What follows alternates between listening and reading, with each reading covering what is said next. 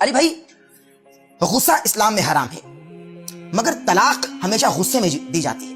یعنی کبھی کسی شوہر نے اپنی زوجہ سے یہ نہیں کہا ہوگا کہ میری جان آج میں تمہیں طلاق دیتا ہوں، کبھی ایسا نہیں کہا، ہمیشہ غصے میں دی جاتی ہے طلاق.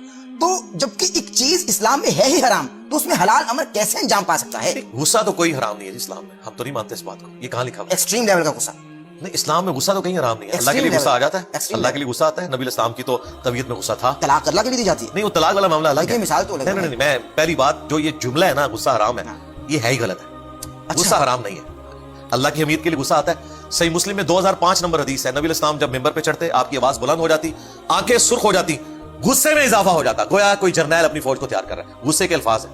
ٹھیک ہے، بالکل صحیح. غصہ مطلقاً حرام نہیں ہے.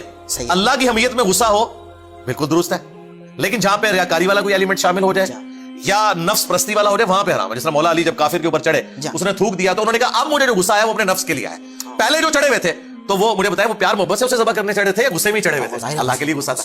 وہ غصہ ٹرانسفر ہو گیا اپنے نفس کی اعتبار سے کہ اس نے میرے منہ پہ تھوک دیا تو وہ اتر گئے اور اس اخلاق سے متاثر ہو کے اس نے اسلام کو کر لیا. اچھا، یہ غصہ مطلقاً کوئی حرام نہیں ہے. رہا یہ طلاق والا معاملہ، تو طلاق خواہ کوئی غصے میں دے خواہ کوئی خوشی سے دے، سوچ سمجھ کے دے، طلاق ایک سینسٹیو چیز ہے. میرا خیال ہے جن لوگوں کو اس کی سینسٹیوٹی کا پتہ ہے انہیں لا غصہ ہے، وہ برتن توڑ لیتے ہیں، اپنا سر پھاڑ لیتے ہیں، خود جھول جاتے ہیں کسی رسی کے ساتھ، بیوی کو طلاق نہیں دیتے. ٹھیک ہے، کئی جھولے میں دیکھے نہیں آپ نے. مولا علی کو غصہ ہے، سیدہ فاطمہ سے اختلاف ہوا ہے، اپنے گھر سے باہر نکل گئے اور جا کے بخاری مسلم کے الفاظ ہیں مسجد میں لیٹ گئے. نبی اسلام آئے، پوچھا کدھر ہے علی؟ کہا یا رسول اللہ مجھ سے تھوڑا جھگڑا ہوا اور ناراض ہو کے باہر نکل گئے. لیکن شیعہ نہیں مانتے. کیا چیز؟ یہ کہ غصہ ہوا مولا علی کا بھی فاطمہ سے جھگڑا ہوا. نہیں، جھگڑا تو مرد و عورت. اچھا، اگر وہ نہیں مانتے تو انہیں کہیں کہ اگر فی نفسی آپ اس کو گستاخی میں جاتا ہوں نا، وہ کہتے ہیں کہ ثابت کریں. یار بات یہ کہ علمی بات کریں نا. میں نے وہ آپ کے پروگرام دیکھے ہیں اور میں تو اکثر پروگرامز کو میمز کے طور پہ دیکھ رہا ہوتا ہوں کہ یہ بیچاروں کا علمی لیول کیا ہے.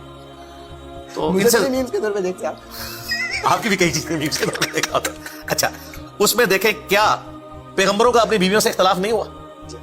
تو اگر مولا علی کا اپنی بیوی سے کسی معاملے میں اختلاف ہو جائے میاں بیوی ہونے کے ناطے تو اس میں کون سا ایسا مسئلہ ہے؟ خام خواہ کسی چیز کو گستاخی بنا کے پیش کرنا. انہوں نے بیسیکلی شیعہ کے ہاں یہ زیادہ مسئلہ ہے اور بریلویوں کے ہاں بھی، انہوں نے انبیاء کو یا اہل البیت کو کوئی اس طرح بنا کے پیش کیا ہے کہ ان میں کوئی انسانی جذبات نہیں تھے. مثلا قرآن میں یہ واقعہ اگر نہ ہوتا انہوں نے یہ بھی نہیں ماننا تھا کہ موسیٰ علیہ السلام نے آ کے حضرت ہارون اپنے بڑے بھائی کی داڑھی پکڑ لی. قرآن کے الفاظ ہیں. تو انہوں نے کہا کہ میری داڑھی کو چھوڑ دو، سر اور داڑھی کے بالوں سے کھینچا کیونکہ پیچھے سے امت نے بچڑے کو خدا بنا لیا تھا. یہ قرآن کے الفاظ ہیں. اب یہ قرآن میں نہ ہوتے تو انہوں نے کہنا تھا یہ کیسے ہو سکتا ہے کہ موسیٰ علیہ السلام داڑھی اور سر کے بال کھینچے ہیں؟ وہ تو پیغمبر ہے، دوسرا بھی پیغمبر ہے، ایک پیغمبر دوسرے کے ساتھ ایسے کیوں کر سکتا ہے؟ وہ بھی کر سکتا ہے، انسان ہے نا، انسان تو انسان ہے. اسی طریقے سے اگر یہ قرآن میں نہ ہوتا کہ سیدہ مریم کو فرشتے نے بشارت دی ہے کہ تیرے ہاں ایک مرزانہ لڑکا پیدا ہوگا، اس کے بعد تو کوئی گنجائش ہی نہیں تھی کہ جب حضرت عیسیٰ پیدا ہوئے تو وہ روتی کہ میں اب قوم کو کیا جواب دوں گی، جبکہ فرشتہ کہہ چکا تھا کہ یہ اللہ کی طرف سے معجزہ طے پا چکا ہے. اس کے بعد تو سیدہ مریم کو پریشان ہی نہیں ہونا چاہیے تھا. میرے پاس اگر حضرت جبرائیل آ جائے اور مجھے کہے کہ یہ نبی الاسلام کا پیغام میں لے کے آیا ہوں، میں تو دنیا کو سمجھوں گا ہی نہیں. لیکن انسان ہونے کے ناطے بہرحال ایک 16-17 سال کی بچی ہے، اس نے فیس کرنا ہے معاشرے کو، اگرچہ اللہ تعالیٰ کی تائید حاصل ہے، بشری تقاضا. انہوں نے کہا میں اس سے پہلے مر کے مٹی ہو جاتی کہ مجھے یہ دن دیکھنا پڑا ہے. بھائی مریم تمہیں تو خوش ہونا چاہیے کہ تمہارے پاس اتنی مرزانہ پیدائش ہونے والی ہے، لیکن انسان ہونے کے ناطے. پھر حضرت زکریا علیہ السلام، وہ بھی قرآن میں آیا، دعا کر رہے ہیں. جب دعا قبول ہوئی ہے فرشتہ آ کے بشارت دے رہا ہے کہ وہ کہتے ہیں میں تو بوڑھا ہو چکا ہوں، میری بیوی بانجھ ہو چکی ہے، اولاد کیسے ہوگی؟ تو فرشتہ کہتا ہے بھائی اللہ نے آپ کو بھی تو پیدا کیا تھا، اللہ نہیں کر سکتا. یہ بات مجھے پتا ہے، حضرت زکریا کو نہیں پتا تھی. بھائی انسان بہرحال انسان ہے، بعض اوقات اس طرح اس پہ کیفیت ہوتی ہے، پھر وہ انسانی کیفیت میں انسان سے ایسے معاملات ہو جاتے ہیں.